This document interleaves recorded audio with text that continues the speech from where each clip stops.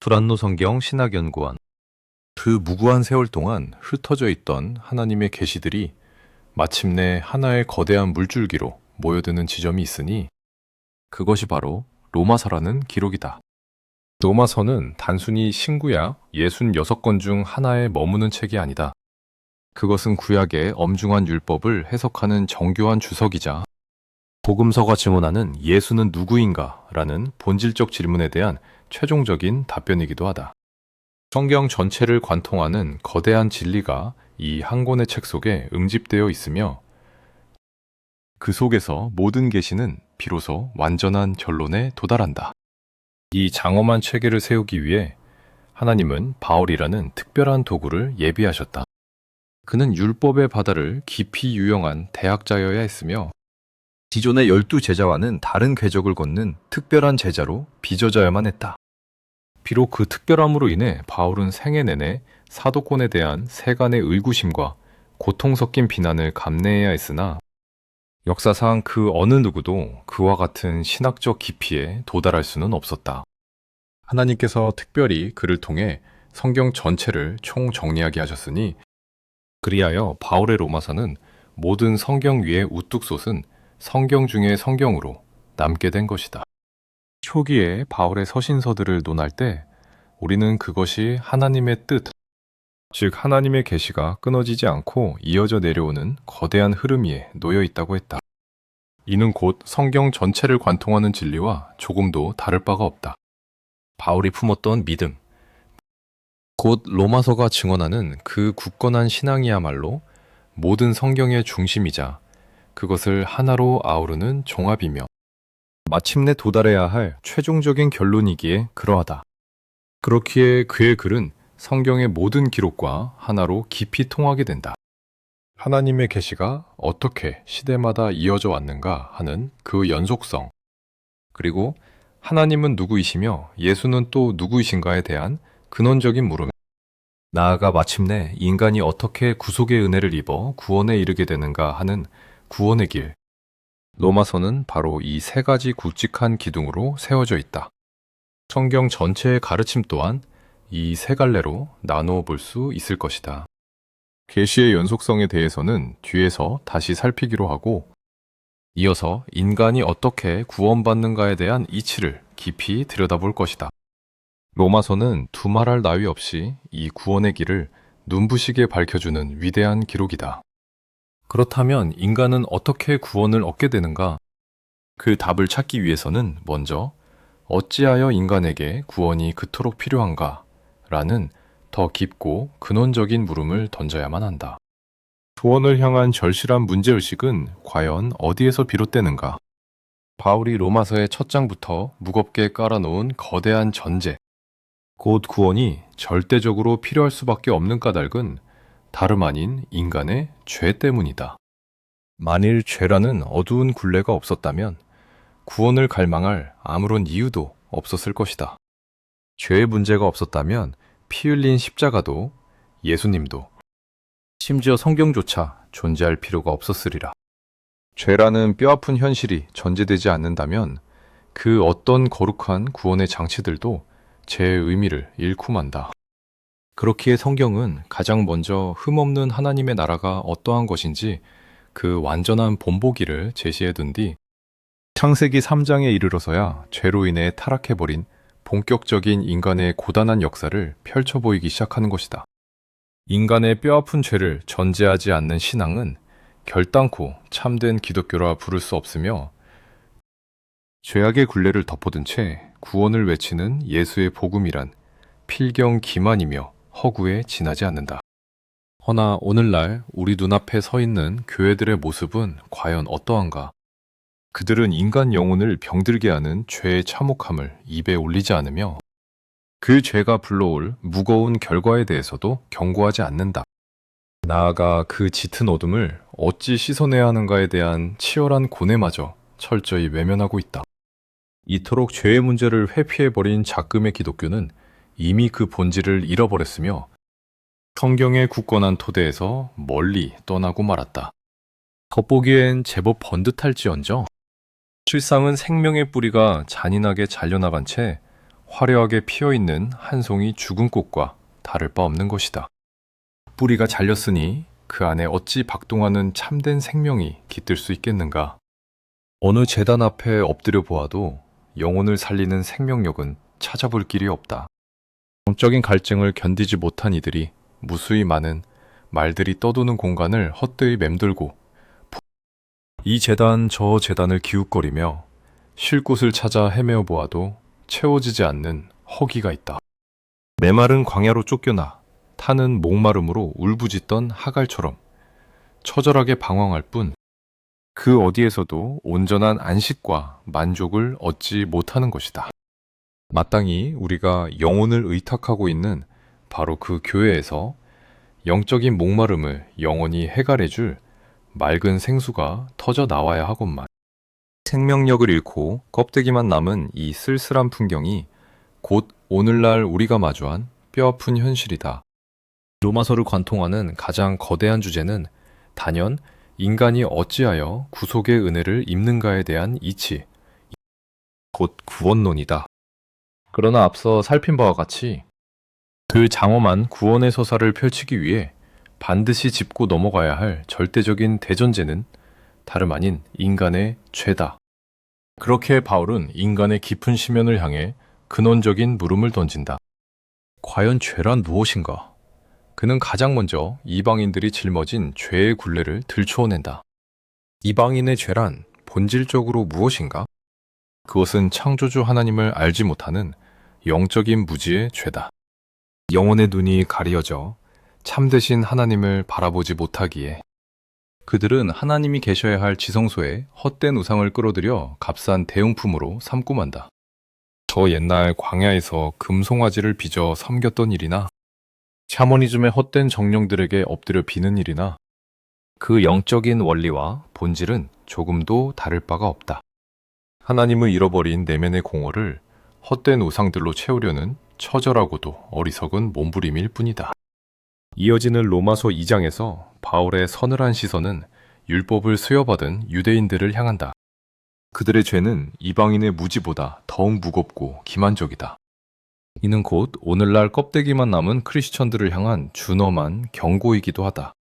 그들은 입술로는 하나님을 안다고 말하나 실제 삶으로는 그분을 영화롭게 하지도 않고 진실한 감사를 드리지도 않는다. 거룩한 율법을 받았으되 이를 행하지 않으며 육체의 할례와 하나님의 백성이라는 거창한 이름표만 쥐고 있을 뿐이다. 하나님과의 살아 숨쉬는 실제적인 사귐은 모두 메말라 버린 채 낡은 제사와 의식, 명분이라는 텅 빈 껍데기만을 끌어안고 있는 것. 그것이 바로 유대인의 죄, 곧 종교적 위선의 죄인 것이다. 이토록 헛된 자만심에 빠진 이들을 향해 바울은 무엇이라 일갈하는가? 그는 로마서 2장 후반부에 이르러 육신에 새긴 표면적 할례는 결코 참된 할례가 아니며 겉모습만 유대인이라 하여 참된 유대인이 아님을 매섭게 선포한다. 단지 혈통과 육신을 따라 아브라함의 자손으로 태어났다는 그 알량한 사실을 자랑 삼지 말라는 뜻이다. 이는 일찍이 세례 요한이 광야에서 토해냈던 불같은 경고와도 정확히 맞닿아 있다. 속으로 아브라함이 우리 조상이라고 생각하지 말라.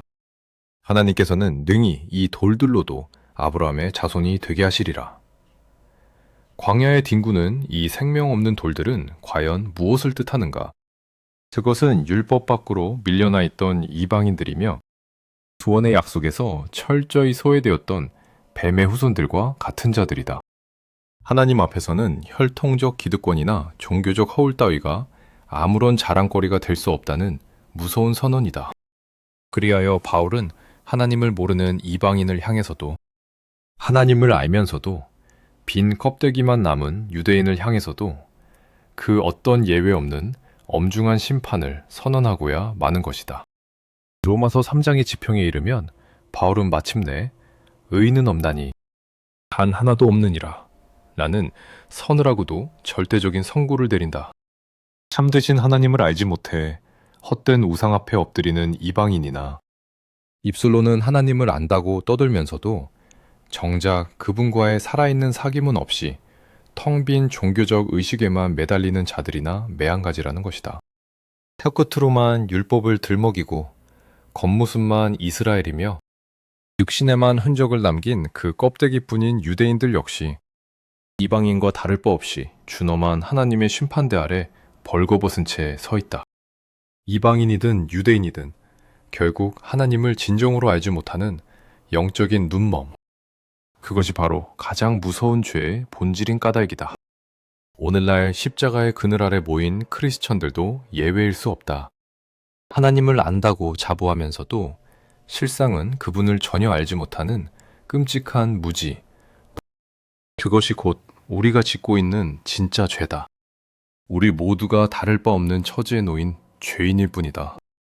제단 위에서 말씀을 전하는 오늘날의 목회자들조차 하나님의 불꽃 같은 눈동자 앞에서는 저작거리에 믿지 않는 자들과 조금도 다를 바 없는 참담한 죄인이다.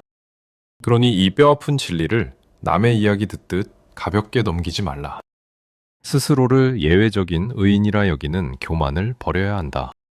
언제나 내 영혼이 그 말씀의 관역 한가운데 서 있어야만 한다. 왜 심장이 그 심판의 표적이 될 때 비로소 굳어버린 자아가 깨어지고 부서지는 은혜가 시작된다. 강 건너 불을 구경하듯 나는 저들과 다르다며 이 모든 경고를 그저 타인의 일로만 치부해버린다면 당신은 첫날의 가르침을 들어도 영혼의 미동조차 겪지 못할 것이다. 언제나 내가 그 말씀의 중심에 서야 하고 나 자신이 찔림을 받는 표적이 되어야만 한다. 머리로는 하나님을 안다고 하면서도 영혼 깊은 곳에서는 그분을 철저히 모르는 것. 그것이야말로 가장 무겁고도 본질적인 죄다. 참된 믿음이 없는 자의 죄나 헛된 귀신을 부르며 구판을 벌이는 죄나 불상 앞에서 목탁을 두드리는 죄나 영적인 깊이에서 보면 모두가 똑같은 궤도를 돌고 있다. 예배당에 엎드려 자신의 세속적인 복만을 달라고 비는 거룩한 위선과 깊은 산사에서 목탁을 두드리며 소원을 비는 행위 사이에 과연 무슨 다름이 있단 말인가? 도대체 무엇이 다르단 말인가? 겉으로 드러난 종교의 모양새만 다를 뿐 그 속에 도사리인 인간의 탐욕이라는 본질은 소름 끼치도록 똑같다. 절간에서 목탁을 두드리는 소리나 교회에서 목청을 높여 부르는 찬양이나 그 중심이 비어 있다면 본질은 매한가지다. 그렇다면 그토록 비참한 본질이란 무엇인가? 그것은 바로 진짜 하나님을 알지 못하여 생명의 근원이신 그분과 아무런 생명적 관계조차 맺지 못하고 처절하게 끊어져 있다는 사실. 바로 그것이다. 십자가의 거대한 고난을 목전에 두고 하늘을 우러러 올려드린 예수의 거룩한 기도. 요한복음 17장 3절은 생명의 본질을 이렇게 증언한다. 영생은 곧 유일하신 참 하나님과 그가 보내신 자 예수 그리스도를 아는 것이니라. 바로 이 진리의 정수를 꿰뚫은 바울이야말로 거짓된 자만에 빠진 세상을 향해 참으로 폭탄과도 같은 선언을 던진 것이다. 유대인이든 이방인이든 예외 없이 똑같은 하나님의 심판 아래 벌거벗겨져 있다는 그의 매서운 일갈은 당대의 헛된 종교적 허울을 산산조각내는 벼락 같은 선고였다. 그렇다면 영원한 생명이란 과연 무엇인가? 그것은 혈통이나 율법의 조문이 아니라 오직 하나님 아버지와 그분이 보내신 독생자 예수 그리스도를 온전히 아는 것이다. 일찍이 선지자 호세아는 내 백성이 하나님을 아는 지식이 없으므로 망하는도다 라며 탄식하지 않았던가. 여기서 말하는 알, 그 지식이란 한낱 머리로 깨우치는 얄팍한 이치가 아니다. 창세기 4장의 첫머리에서 아담이 하와를 알았더니 가인과 아벨을 낳았더라 라고 기록한 바를 깊이 새겨보라. 내가 참으로 하나님을 알았다면 내 안에서 거룩한 하나님의 자녀라는 새로운 생명이 잉태되어 세상 밖으로 탄생해야만 한다. 생명이 또 다른 생명을 낳을 때 비로소 우리는 그것을 일컬어 진짜 알았다고 말할 수 있는 것이다. 왜 영혼 깊은 곳에 생명이 고동쳐야 비로소 하나님을 참으로 안 것이다. 그 생명은 곧 살아있는 말씀이요 거룩한 영이신 성령이시다. 그 생명의 기운이 내 안에서 펄펄 살아서 나의 일상을 다스리고 나의 걸음을 이끌며 내 삶의 진정한 주인과 왕으로 군림할 때 비로소 내 안에 참된 진리가 거한다고 말할 수 있으리라. 그러나 하나님을 참으로 알지 못하는 그 비참한 무지에 있어서는 율법을 지은 유대인이나 그것이 없는 이방인이나 조금도 다를 바가 없었다. 그 어리석음의 결과가 어떠했는가? 그들은 육신을 입고 이 땅에 오신 하나님, 곧 예수 그리스도를 눈앞에 두고도 알아보지 못했다. 그분의 말씀을 듣고 그 행하시는 모든 것을 낱낱이 목도하면서도 끝내 영적인 눈이 멀어 하나님의 이름을 들먹이며 진짜 하나님을 십자가에 못 박아 참혹하게 죽이고 말았다. 진실로 그들이 하나님을 제대로 아는 자들이었다면 어찌 감히 창조주를 해할 수 있었겠는가? 그러니 유대인이나 이방인이나 무지하기로는 소름 끼치도록 똑같다는 이야기다. 비통하게도 오늘날 스스로를 그리스도인이라 부르는 이들 역시 보이지 않는 십자가 위에서 매일같이 예수를 난도질하며 죽이고 있다. 거룩한 예수의 이름을 그저 자신의 탐욕을 채우기 위해 헐값에 팔아넘기고 있을 뿐이다. 차라리 그 입술로 예수의 이름을 부르지나 말았으면 좋으련만. 선앙당 앞에 무당이 헛된 귀신을 부르며 구판을 벌이듯 날마다 예수의 이름을 부르짖으며 기복적인 푸닥거리를 일삼고 있으니 그 천박한 소란 속에 도대체 예수가 어디에 있으며 살아 숨쉬는 말씀과 생명이 어디에 깃들 수 있겠는가? 성경은 분명 하나님의 나라는 번지르르한 말에 있지 아니하고 오직 능력에 있다고 선언했다. 그 능력이란 거창한 기적이 아니라 하나님의 임재와 다스리심이 나의 삶 속에 눈에 보이든 보이지 않든 또렷하게 나타나는 통치의 실제를 뜻한다. 바울은 이 모든 영적인 껍데기와 참된 실체를 너무도 뼈저리게 꿰뚫어 보았다. 그렇길 그는 이 모든 것을 관통하여 단호하게 결론짓는다. 과연 믿음이란 무엇인가? 그것은 하나님을 아는 것이다. 그렇다면 구원이란 무엇인가? 그것 역시 하나님을 참으로 아는 것이다. 그렇다면 우리가 참으로 하나님을 안다는 증거는 과연 어디에서 찾을 수 있는가? 그것은 역설적이게도 나 자신이 철저한 죄인임을 뼈저리게 깨닫는 데서 출발한다. 내 영혼에 들이온 죄악의 실체를 직시하고 그것을 숨김없이 시인하며 가슴을 치며 통곡으로 돌이키는 것.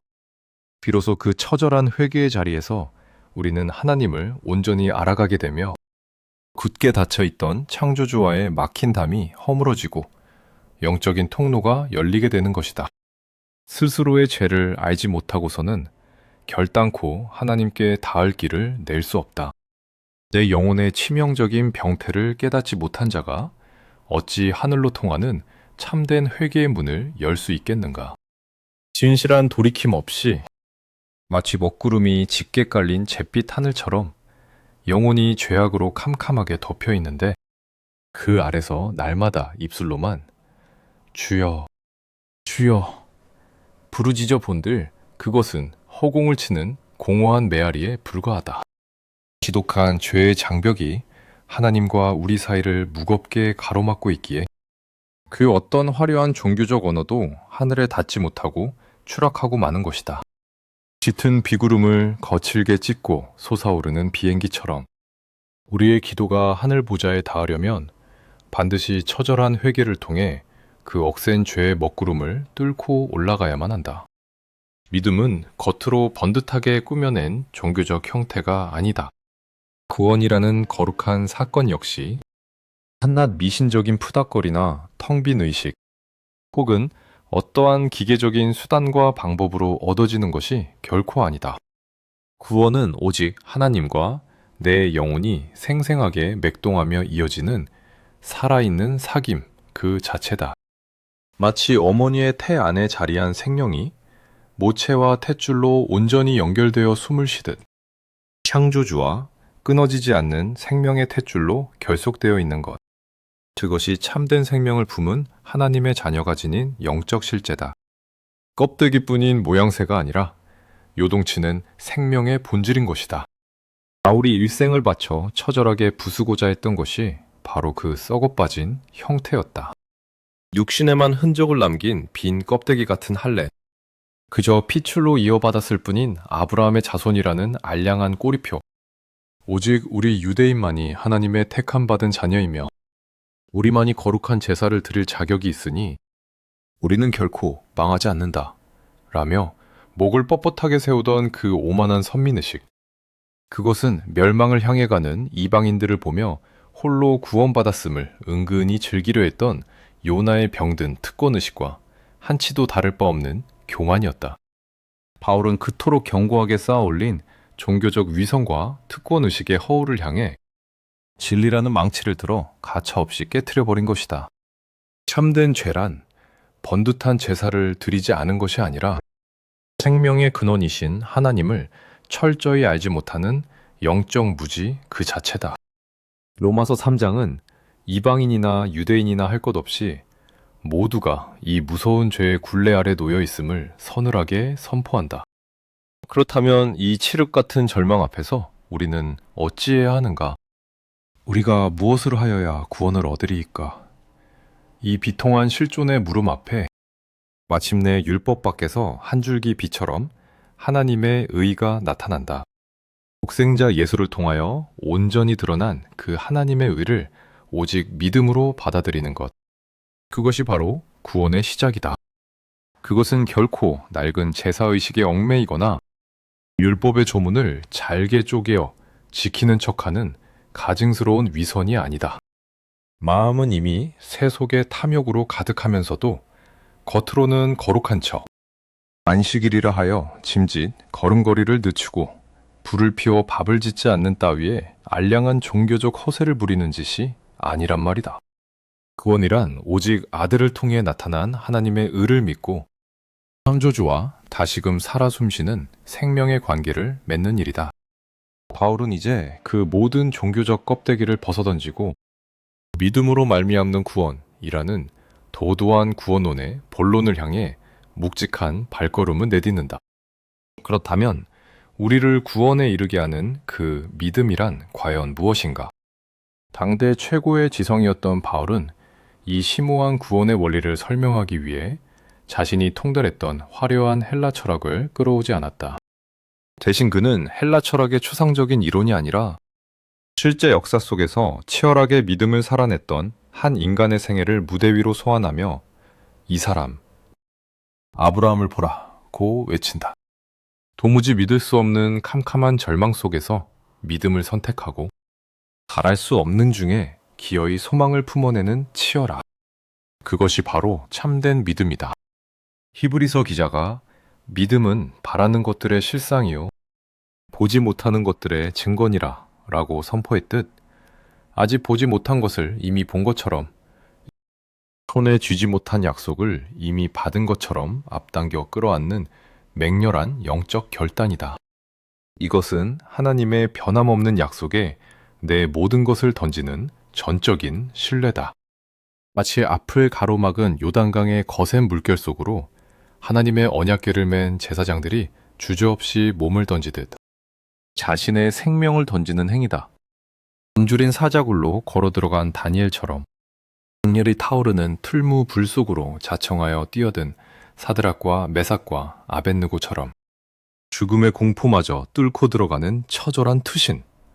그것이 진짜 신뢰다.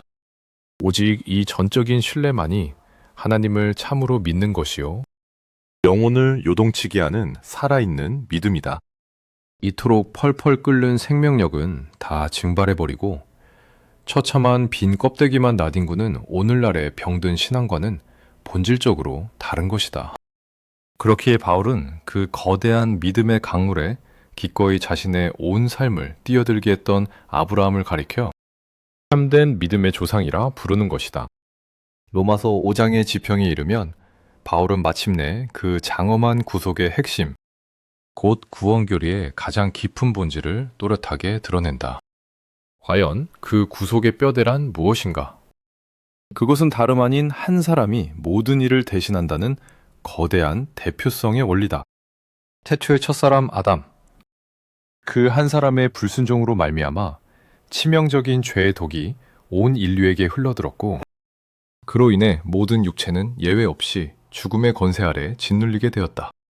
흙으로 빚어진 첫째 아담, 곧 죽음을 피할 길 없는 비참한 죄인인 벤 아담들에게 마침내 한 줄기 구원의 빛이 비쳤으니 그것이 곧 독생자를 통하여 이 땅에 나타난 하나님의 의다. 이 거룩한 의를 믿음으로 받아들일 때 비로소 구원에 이른다는 그 눈부신 선포가 바로 로마서 5장 17절의 증언이다. 한 사람의 범죄로 말미암아 사망이 그 한 사람을 통하여 왕노릇하였은즉 더욱 넘치는 은혜와 의의 선물을 받는 자들은 한 분 예수 그리스도를 통하여 생명 안에서 왕노릇하리로다. 복잡한 수사를 다 거두어내고 오직 이 한 구절만 가슴에 새겨보라. 철저하게 한 사람으로 말미암는 그 무서운, 그러나 너무도 은혜로운 생명의 원리인 것이다. 바울은 5장 12절을 통해 먼저 우리의 비참한 실존을 짚고 넘어간다. 첫째 아담이라는 한 사람의 타락이 어떻게 온 인류에게 죄를 더 씌웠는가 하는 그 끔찍한 죄의 정가를 말이다. 죄의 삭은 필경 사망이기에 그 저주 아래 태어난 모든 존재는 숨을 쉬면서도 이미 죽음을 향해 걸어가는 시신과 다를 바 없었다. 그러나 17절에 이르러 극적인 반전이 일어난다. 둘째 아담으로 오신 한 분, 예수 그리스도로 말미암아 끔찍한 사망의 늪에 빠져있던 자들이 생명의 빛으로 옮겨졌고, 이제는 도리어 참된 생명이 그들 안에서 왕노릇하게 된 것이다. 다시 한번 저 거대한 한 사람의 원리를 우리 내면의 실존에 비추어 보라. 우리는 육신을 입고 살아가는 한 여전히 흙의 자손인 벤 아담일 뿐이다. 우리의 육적인 삶은 태초의 원죄를 고스란히 품은 채 물 마시듯 너무도 쉽게 죄를 저지르며 그 내면에는 온갖 어두운 탐욕과 마귀의 유혹이 들끓고 있다. 철저하게 첫째 아담의 굴레에 매여 있는 비참한 육신의 실존, 그것이 바로 우리가 딛고선 부인할 수 없는 민낯이다. 그럼에도 불구하고 참으로 경이로운 것은 영적인 실제다. 우리가 둘째 아담이신 예수 그리스도를 전적으로 믿을 때 우리는 잃어버렸던 하나님의 형상, 곧 임하고 내일을 회복하게 된다. 그 믿음으로 말미암아 우리는 비로소 위로부터 새롭게 태어난 자가 되며 영적으로는 둘째 아담의 거룩한 핏줄을 이어받은 후손으로 거듭나는 것이다. 이 뼈아픈 육적 실존과 영광스러운 영적 탄생의 눈부신 대비를 가슴 깊이 알아채겠는가? 육신을 입고 살아가는 한 우리는 여전히 벤 아담, 곧 첫사람 아담의 핏줄이다. 아담이 저질렀던 그 치명적인 원죄의 독성을 고스란히 품은 채 하나님 없이도 스스로 온전하다며 목을 꼿꼿이 세우는 교만, 지독한 인간 중심의 오만과 알량한 수단들, 그리고 그 얄팍한 자기의를 훈장처럼 매달고 살아갈 뿐이다. 참담하게도 우리의 겉모습은 하나도 달라진 것이 없다.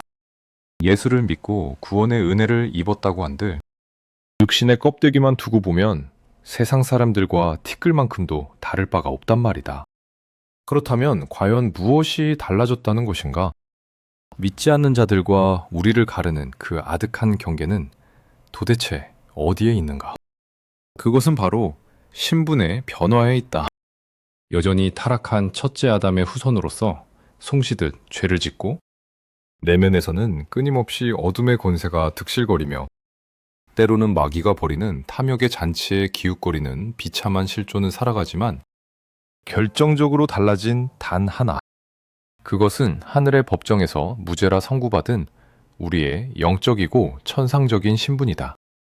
우리는 이 거대한 구원의 신비를 뼛속 깊이 그리고 명확하게 알아야만 한다. 그래야만 흔들림 없는 확신을 품고 세상에 이 진리를 증언할 수 있다. 구원을 그저 구름 잡듯 막연하고 추상적인 관념으로 취급하지 말라. 이집트를 탈출한 6월절의 밤에 머물러 있는가? 아니면 요단을 건너 약속의 땅에 발을 디뎠는가? 내 영혼이 구원의 어느 지점에 서 있는지 정확히 알아야만 하는 것이다. 그러므로 육신으로 볼 때 우리는 부인할 길 없는 첫째 아담이다. 이것은 내 의지로 선택한 바가 아니며 벗어던질 수도 없는 현실이다. 우리는 태생적으로 아담의 자손이요. 그 원죄의 멍에를 목에 건 채 현실의 척박한 땅 위를 걸어가야만 한다. 여전히 아담의 더러운 죄와 헛된 자존심을 끌어안고 뒹군다. 저 에덴의 숲에서 아담이 간교한 뱀의 혀끝에 놀아나며 속닥거렸듯 우리 역시 날마다 옛 뱀의 유혹과 은밀히 타협하며 비루하게 살아가는 것이다. 그러나 영적인 실제 차원으로 넘어가면 이야기는 완전히 달라진다. 우리의 천상적 신분은 더 이상 죄의 노예가 아니다. 우리는 하나님의 아들이신 예수 그리스도를 통하여 위로부터 다시 태어나 진정한 하나님의 아들들로 우뚝 서게 된 것이다. 로마서 8장 28절이 우리가 알거니와 하나님을 사랑하는 자, 곧 그의 뜻대로 부르심을 입은 자들에게는 모든 것이 합력하여 선을 이루느니라고 장엄하게 선언한 뒤 곧이어 29절은 그 신비의 절정을 이렇게 증언한다. 이는 그로 하여금 많은 형제 중에서 맏아들이 되게 하려 하심이니라. 독생자 예수 그리스도께서 참된 맏아들로 나심으로 말미암아 우리는 그분과 똑같은 반열에 오른 거룩한 동생들이여 마침내 하나님의 자녀라는 권세를 얻게 된 것이다. 비록 육신은 진흙탕에 굴을지언정 영적으로는 예수 그리스도 안에서 완전히 새로운 생명을 부여받아 거룩한 참된 백성, 곧 영적인 이스라엘로 거듭났다. 껍데기가 아닌 진짜 영원한 하나님의 백성으로서 영원토록 썩지 아니할 거룩한 언약 안에서 마침내 새롭게 태어난 것이다. 이 거대한 영적 섭리가 가슴으로 이해되는가? 시내산의 짙은 구름 속에서 맺어진 그 언약은 결코 혈통이라는 껍데기를 뒤집어 쓴 표면적인 아브라함의 자손들과 맺은 것이 아니다. 구약의 역사에 등장하는 이스라엘은 장차 도래할 영광스러운 실체를 보여주기 위한 껍데기요. 낡은 모형에 불과하다. 그것은 참된 원형이 이 땅에 나타날 때까지 잠시 대용품으로 쓰이는 시청각 교재이자 그림자였을 뿐이다. 성경이 증언하는 진정한 하나님의 이스라엘, 곧 창조주께서 나의 백성이라 부르시는 실체는 무엇인가? 그것은 아득한 창세전, 영원한 예정 가운데 생명책에 그 이름을 새겨 넣으시고 너는 나의 것이요, 너는 나의 백성이라 라고 선택하신 자들이다. 하나님께서는 바로 그 예정과 선택의 약속 안에 있는 참된 이스라엘과 시내산에서 언약을 맺으신 것이다. 아브라함의 품 안에서 언약을 맺으신 대상도 태초의 에덴 동산에서 아담과 더불어 나는 너희의 하나님이 되고 너희는 내 백성이 되리라 라고 약속하신 대상도 바로 그 영적인 이스라엘이었다. 이토록 무거운 진리의 뼈대가 보이는가? 하나님은 결단코 눈에 보이는 형태상의 이스라엘과 언약을 맺으신 것이 아니다. 창세 전부터 당신의 거룩한 백성으로 확정해 두신 그 영원한 이스라엘과 맺으신 언약. 그것만이 유일한 진짜다. 그러므로 옛 언약이나 새 언약이나 그 영적인 본질은 소름 끼치도록 똑같다. 나는 너의 하나님이 되고 너희는 내 백성이 되리라는 그 거룩한 본질 말이다. 이 둘은 오직 겉으로 드러난 형태상으로만 옛 언약과 새 언약으로 나뉠 뿐이다. 그렇다면 어찌하여 우리는 옛 언약을 뒤로하고 새 언약의 자리로 나아가야만 하는가? 옛 언약은 잠시 머무는 그림자요.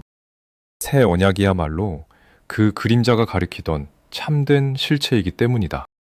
시내산에서 맺은 언약과 그 대상이었던 육적인 이스라엘은 참된 원형이 도래하기 전까지 잠시 쓰이는 일시적인 시청각 교재에 불과했다.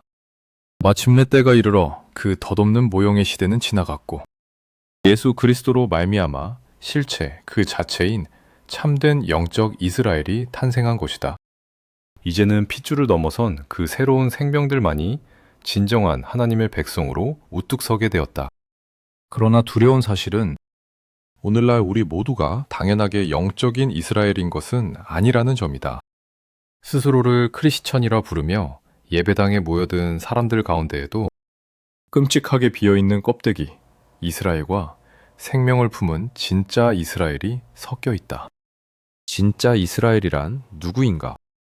오직 예수 그리스도로 말미암아 그분 안에서 새 생명으로 참되게 태어난 자들이다. 말씀과 성령이 영혼 깊은 곳에서 살아 꿈틀대며 자신을 온전히 다스리는 삶, 곧 위로부터 철저히 새롭게 거듭난 거룩한 하나님의 자녀들이다. 영적으로 하나님과 끊임없이 교제하며 영혼의 안부를 묻고 때로는 그분의 따뜻한 위로를, 때로는 서늘한 책망을 달게 받으며 창조주와 생명의 탯줄로 굳게 연결되어 있는 자. 바로 그들이 진짜 이스라엘이지. 피줄이나 종교적 허울만 뒤집어 쓴 자들이 모두 이스라엘인 것은 결코 아니다. 그렇다고 하여 육신을 입은 유대인들이 철저히 버림받은 것은 결단코 아니다. 단지 아브라함의 피줄을 이어받았다는 이유만으로 모두가 이스라엘이 될 수 있다는 그 얄팍한 종교적 허울이 산산이 부서졌을 뿐이다. 그렇다면 오늘날 저 완악한 유대인들 가운데서 누가 진짜 이스라엘이란 말인가? 바로 예수를 구원자로 참되게 알아보고 그분 안에서 새 생명으로 거듭난 자들, 곧 메시아를 따르는 유대인들이다. 물론 그 무리에 속해 있다는 겉모습 자체가 영적인 거듭남을 보장하는 것은 아닐 터이다. 그러나 그들 중 진실로 예수를 따르는 자들은 예외 없이 성령으로 새롭게 태어난 자들이다. 성령의 벼락 같은 개입이 아니고서는 결코 십자가의 예수를 참된 구원자로 알아볼 길이 없기 때문이다. 살아계신 메시아를 그토록 처절하게 대망하며 예수께 엎드리는 그들의 맹렬한 신앙은 겉모양의 차이만 있을 뿐 우리가 품은 믿음의 본질과 조금도 다를 바가 없다. 그렇다면 우리와 그들 사이에 놓인 차이는 과연 무엇인가? 그것은 한낱 신학적인 차이에 불과하다. 그들의 신앙에는 복잡한 교리의 뼈대가 없다. 오직 예수 그리스도, 오직 그분으로 말미암아 영혼의 구원을 얻을 것이요. 그가 바로 우리의 참된 메시아시며 휘경 우리를 구원하러 다시 오실 것이라는 그 맹렬한 외침뿐이다. 그분이 다시 오시는 날, 이전에 썩어질 것들은 모조리 불타 없어지고 오직 부활의 새 생명으로 살게 되리라는 종말의 약속에 철저하게 집중되어 있는 것이다. 그들의 믿음에는 구원론을 쪼개고 나누는 복잡한 신학이 끼어들 자리가 없다. 참으로 단순하며 바로 그것이 살아 숨쉬는 믿음이다. 그렇다면 어찌하여 우리는 이토록 머리를 쥐어뜯으며 복잡한 교리를 파고들어야만 하는가? 그것은 우리가 발을 딛고 선 이 세상이 너무도 거짓으로 뒤엉켜 있고 가짜 신앙에 푹 절어 있기 때문이다. 이 탁한 공기 속에서 숨을 쉬어야 하기에 우리는 그들처럼 그저 단순하게만 믿고 있을 수가 없다. 사방에서 거짓 교사들이 진리를 어지럽히고 혼란을 부추기니 우리는 그 간교한 혀끝에 맞서 진리를 방어하기 위해 부득불 이 복잡한 교리의 갑옷을 단단히 입어야만 하는 것이다. 너의 영혼과 교회를 지켜내기 위한 처절한 방어. 그것이 우리가 짊어진 신학의 무거운 숙명임을 알아채겠는가? 로마서 6장의 묵직한 지평에 이르면 바울은 다시금 근원적인 질문을 던진다. 구원이란 과연 무엇인가? 그것은 십자가 위에서 예수와 함께 옛 자아를 못 박아 장사 지내고 그분 안에서 온전히 새로운 생명으로 다시 태어나는 거룩한 사건이다. 위로부터 새롭게 거듭난다는 것, 곧 죽음을 통과하여 참된 생명을 얻음으로써 비로소 하나님과 내 영혼 사이에 끊어지지 않는 생명의 탯줄이 이어지는 것이다. 철저히 죽어야만 진짜로 살 수 있다는 이 서늘한 역설 속에서 구원의 본질이 드러난다. 바울은 이로써 신구약 전체를 관통하는 구원론의 거대한 뼈대를 티끌만한 빈틈도 없이 완벽하고도 완결적으로 세워놓았다. 이 어미한 진리 앞에서는 더 이상 한자를 보탤 수도 뺄 수도 없다. 인간의 어떠한 지식도 보태거나 빼서는 안 되는 절대적인 경지인 것이다. 그렇다면 이어지는 7장의 맥락에서 거룩한 율법 자체가 잘못되었다는 말인가?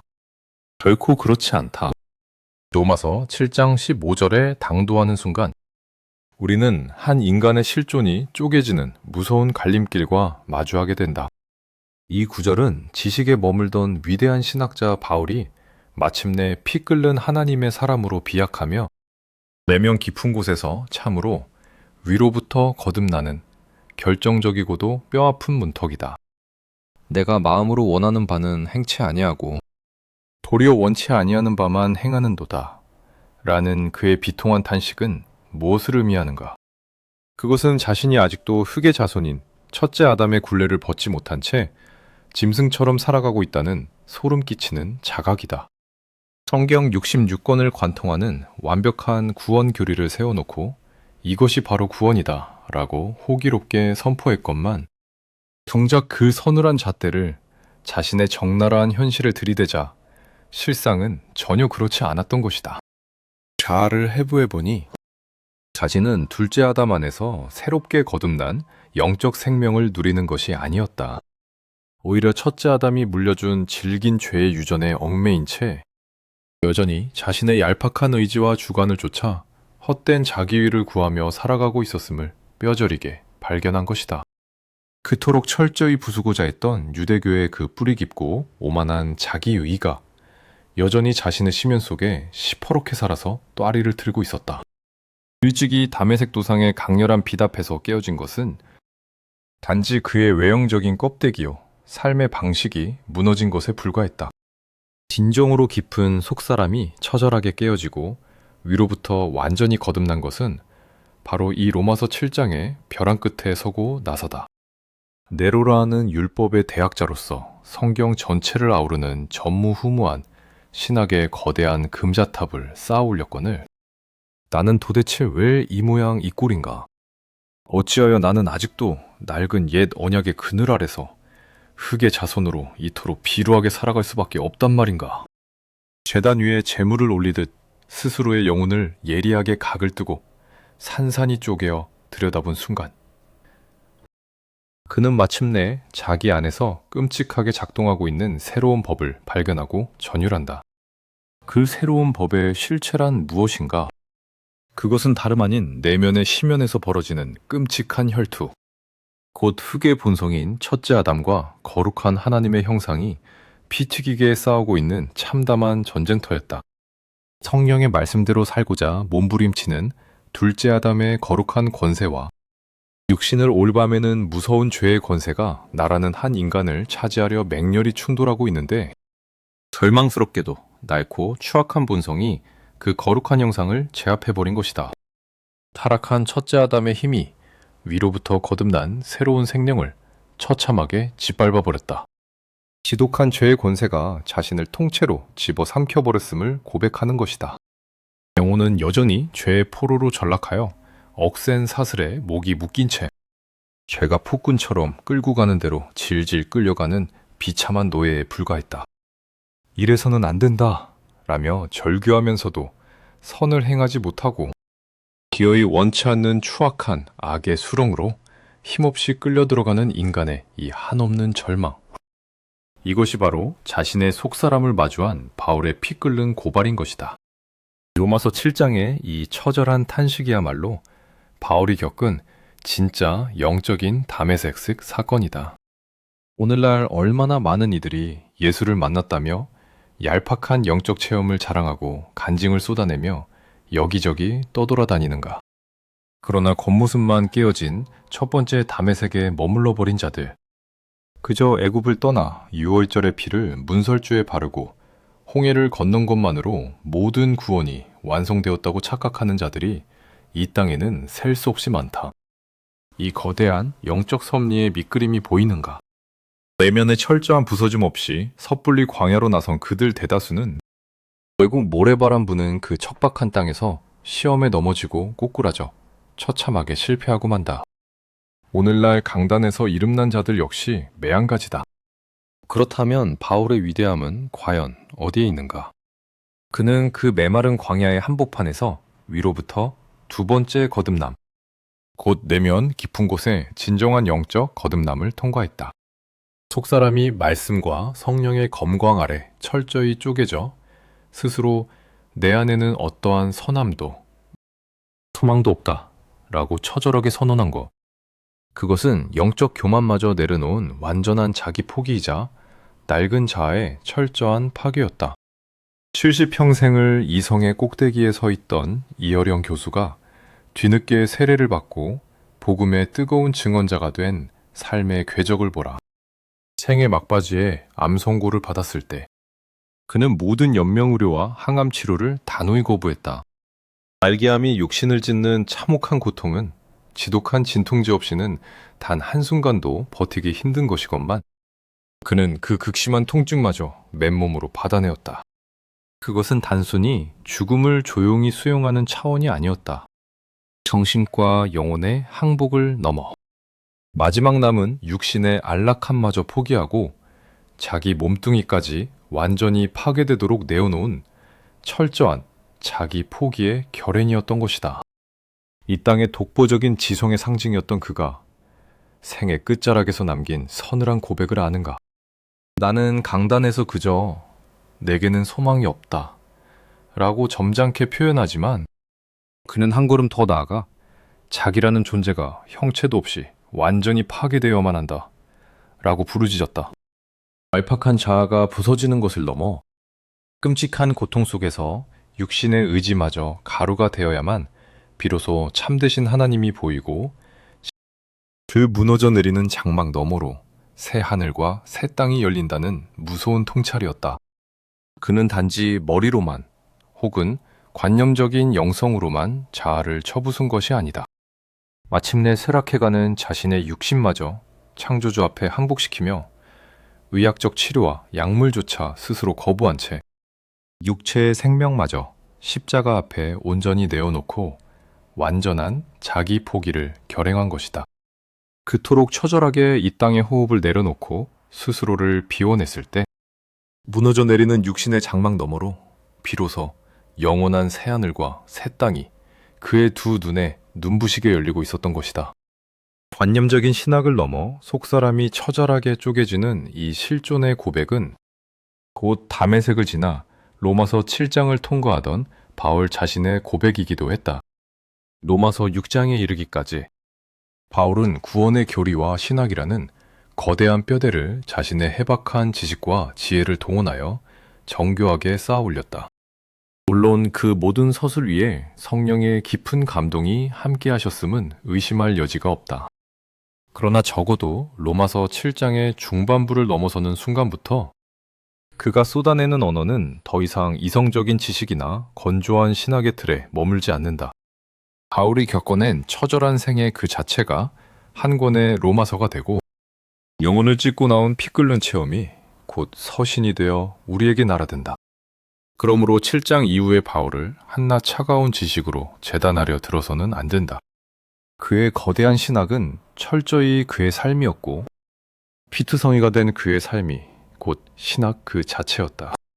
그것은 학문을 넘어선 펄펄 끓는 신앙이었고 밖으로 맴돌던 진리가 한 인간의 실존 깊숙이 파고들어 마침내 하나가 되어버린 뼈아픈 진리의 주관하였다. 그렇기에 단지 머리로만 바울의 신학을 파고드는 것은 헛된 짓이다. 오늘날 재단에 선 목회자들이 그럴듯한 조직신학이나 바울신학의 뼈대를 들먹이며 아무리 예수의 이름을 부르짖어도 그들의 내면과 삶이 동반되지 않는다면 그것은 참담한 헛소리요 껍데기뿐인 소음에 지나지 않는다. 다시 한번 뼛속 깊이 새겨야 한다.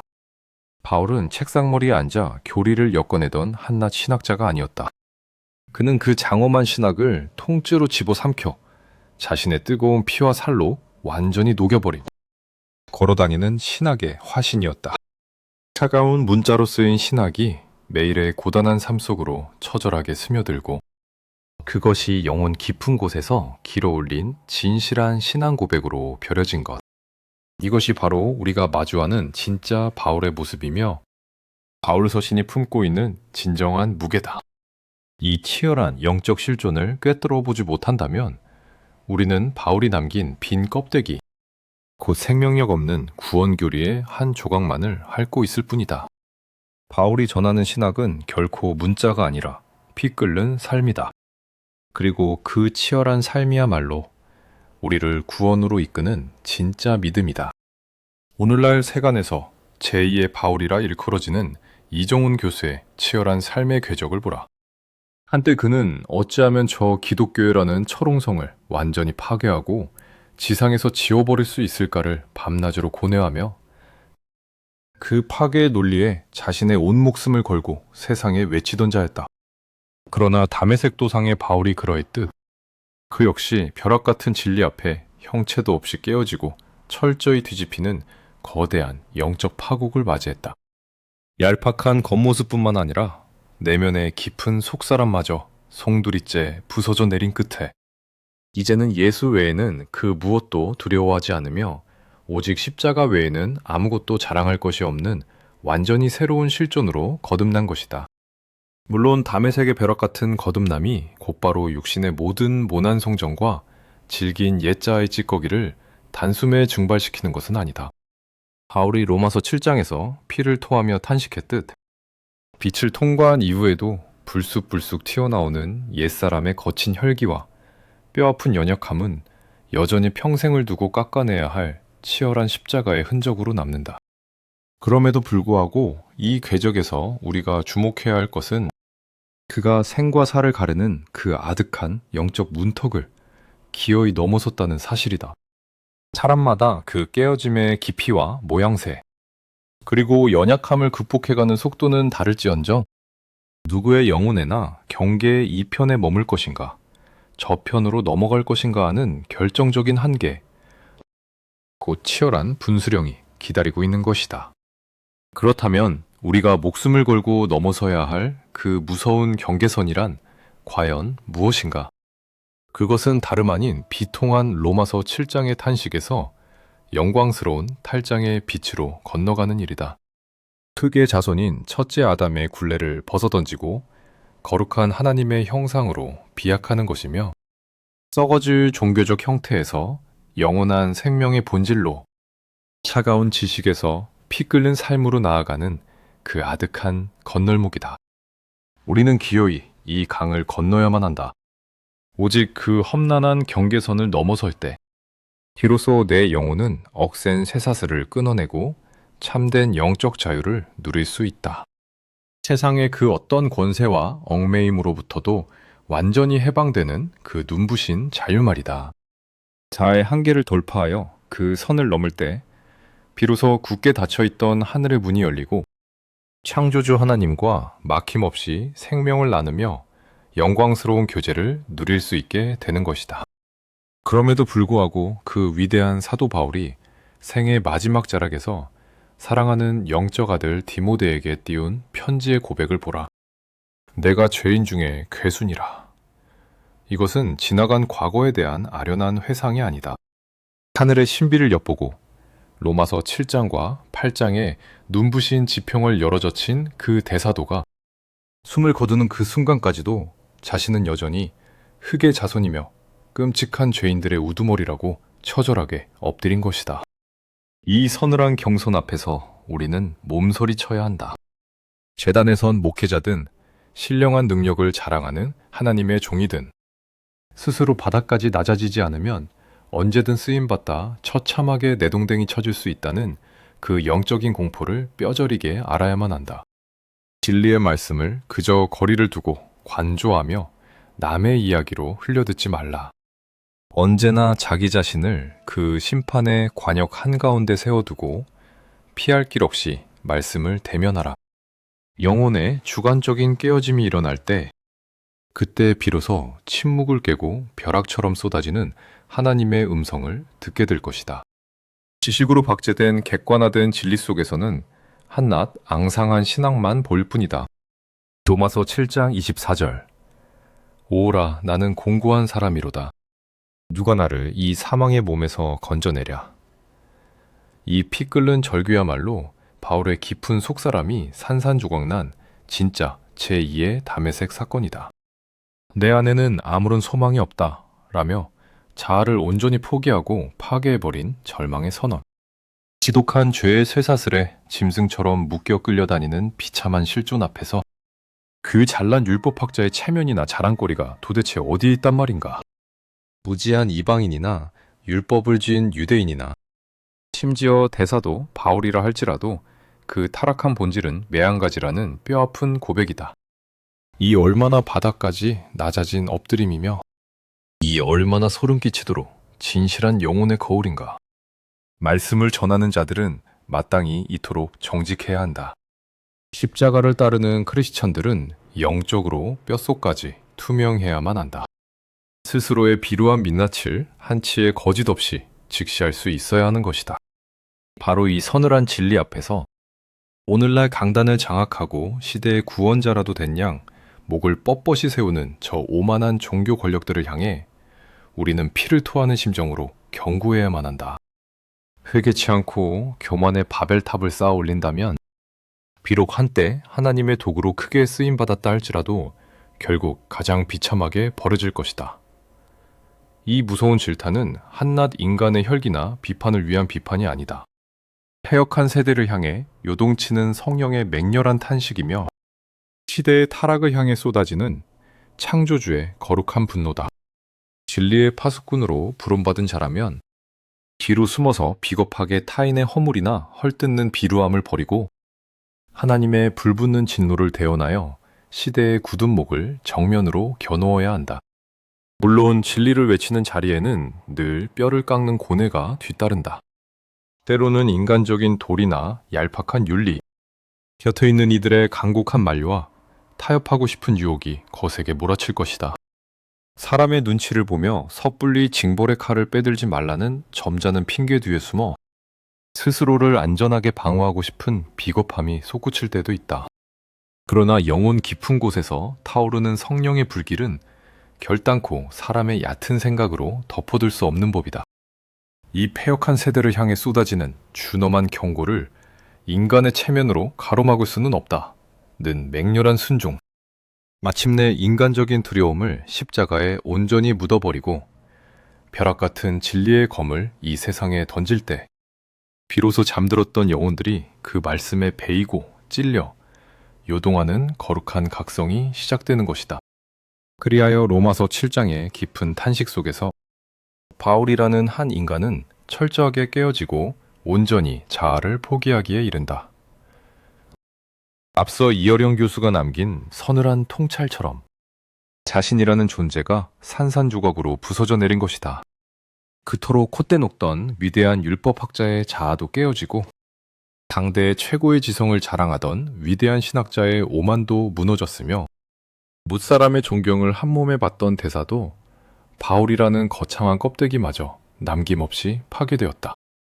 오직 스스로가 철저한 무료, 아무것도 아닌 티끌에 불과함을 뼈저리게 확인한 것이다. 이토록 칠흑 같은 절망의 늪에 빠져 내 영혼을 어찌할꼬 라며 처절한 영혼의 구조 요청을 토해냈을 때 비로소 무엇이 나타났는가. 그 캄캄한 심연의 밑바닥에서 드디어 시온의 영광, 곧 하나님의 거룩한 의의 빛이 찬란하게 쏟아져 들어오기 시작한다. 이것이 바로 로마서 8장의 장엄한 새벽이다. 인간의 얄팍한 지식으로는 결코 깨달을 수 없고 뼈를 깎는 종교적 노력으로도 도달할 수 없으며 세상의 알량한 명예나 권세 따위로는 감히 흉내조차 낼 수 없는 구원의 신비, 사람의 힘으로는 도무지 할 수 없는 그 불가능한 구원을 기어이 이루어내시는 생명의 성령의 법이 벼락처럼 임한 것이다.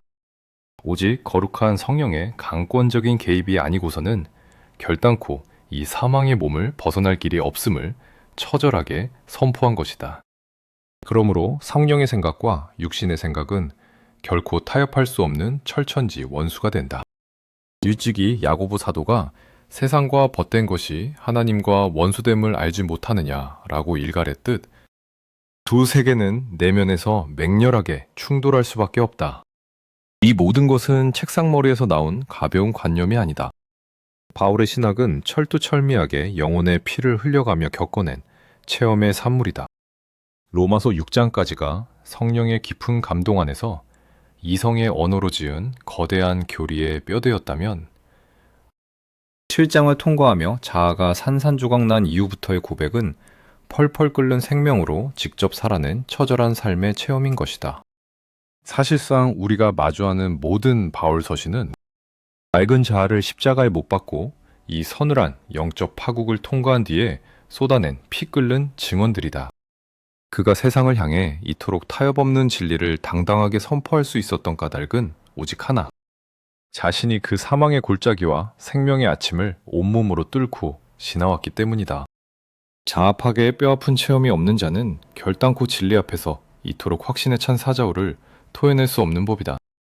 로마서 8장 7절과 8절의 선언은 인간의 얄팍한 이성을 향해 치명적인 사형 선고를 내린다. 육신의 생각은 하나님과 원수가 되나니 이는 하나님의 법에 굴복하지 아니할 뿐 아니라 할 수도 없음이라. 내 알량한 의지와 지식, 100번의 신학교육을 거친다 한들 내 입으로 진실하게 내 안에는 어떠한 선함도 아무런 소망도 없습니다 라고 항복할 수 없다는 비극적인 한계다. 그 위대한 지성 바울조차 자신의 힘으로는 이 철저한 자기 부정에 도달할 수 없었다. 십자가의 이치를 아무리 유창하게 설명한들 자기 의지로는 낡은 자아를 꺾을 수 없는 노릇이다. 스스로가 완전히 파괴되어 형체도 없이 가루가 될 때 비로소 닫혔던 하늘이 열리고 시온의 영광스러운 의의 태양이 찬란하게 쏟아져 들어온다. 그 맹렬한 빛 아래서야 참되신 창조주가 보이고 그 앞에 선 자신의 비루한 민낯이 똑똑히 보이는 것이다. 그렇기에 8장 9절은 누구든지 그리스도의 영이 없으면 그리스도의 사람이 아니라고 단호하게 쐐기를 박는다. 이 짧고도 서늘한 한 줄의 선포가 곧 위대한 성령론의 뼈대여 흔들릴 수 없는 심장이다. 자아가 부서진 그 폐허 위에서 마침내 바울은 승리의 나팔을 입에 문다. 8장 33절부터 쏟아지는 그 장엄한 피날레는 요한계시록의 새하늘과 새 땅이 열릴 때 보좌 앞에 천사들과 성도들이 부를 할렐루야 대합창이자 마침내 승리한 크리스천들이 토해내는 거룩한 개성가다. 누가 능히 하나님께서 택하신 자들을 고발하리요. 위롭다 하신 이는 하나님이시니 누가 정죄하리요. 죽으실 뿐 아니라 다시 살아나신 이는 그리스도 예수시니 그는 하나님 우편에 계신 자요 우리를 위하여 간구하시는 자시니라. 누가 우리를 그리스도의 사랑에서 끊으리요. 환난이나 곤고나 박해나 기근이나 적신이나 위험이나 칼이랴. 기록된 바 우리가 종일 주를 위하여 죽임을 당하게 되며 도살당할 양같이 여김을 받았나이다 함과 같으니라. 그러나 이 모든 일에 우리를 사랑하시는 이로 말미암아 우리가 넉넉히 이기느니라. 내가 확신하노니 사망이나 생명이나 천사들이나 권세자들이나 현재일이나 장래일이나 능력이나 높음이나 깊음이나 다른 어떤 피조물이라도 우리를 우리 주 그리스도 예수 안에 있는 하나님의 사랑에서 끊을 수 없으리라. 이 얼마나 가슴 벅찬 승리의 노래인가. 이 거대한 찬양을 관통하는 뼈대는 단 하나. 철저히 죽어야만 진짜로 산다는 십자가의 역설이다. 철저한 자기 포기, 맑은 자아의 완전한 파괴라는 무덤을 통과한 자만이 비로소 이 부활의 개성가를 터뜨릴 수 있다. 이는 곧 시편 24편이 우렁차게 선포하는 그 떨림과 같다. 문들아, 너희 머리를 들지어다. 영원한 문들아, 들릴지어다. 영광의 왕이 들어가시리로다. 영광의 왕이 누구시냐? 강하고 능한 여호와시요 전쟁에 능한 여호와시로다. 이 장엄한 선포가 마땅히 우리 영혼의 진실한 찬송이 되어야 한다. 진정으로 십자가를 통과한 크리스천이라면 이 거룩한 긍지를 가슴에 품고 순교의 피를 흘리는 형장 앞에서도 기쁨의 할렐루야를 부르며 나아갈 수 있어야 한다. 그가 곧 영적 전쟁의 참된 승리자다. 어둠의 마귀를 발 아래 짓밟고 날마다 이 개성가를 부르며 나아가야 한다. 이것이 바로 로마서 5장이 증언하는 둘째 아담, 곧 예수 그리스도 안에서 위로부터 새롭게 태어난 자의 권세다. 율법의 낡은 껍데기를 두르고 있던 신학자에서 자아 파괴를 거쳐 성령에 붙들린 하나님의 사람으로 거듭난 바울의 눈부신 사자후인 것이다. 이로써 바울이 세워올린 거대한 구속교리의 대장정은 완벽한 마침표를 찍는다. 다메섹 도상에서 껍데기가 깨어진 사건이 애굽의 종살이를 청산하고 유월절 어린 양의 보혈로 문설주를 칠한 좁은 의미의 중생을 뜻한다면 로마서 7장의 처절한 내면의 파국과 8장의 성령을 통한 부활은 기나긴 광야를 거쳐 마침내 약속의 땅에 발을 디딘 거룩한 성화의 완성이다. 고린도전서 10장이 증언하듯 홍해의 물속에서 세례를 받고 광야의 구름 기둥 아래서 성령으로 불세례를 통과하여 진정으로 거듭난 자들. 이들이야말로 영원한 언약의 확신과 보장을 움켜쥔 진짜 제2의 이스라엘이요. 영원토록 썩지 아니할 하나님의 거룩한 백성인 것이다.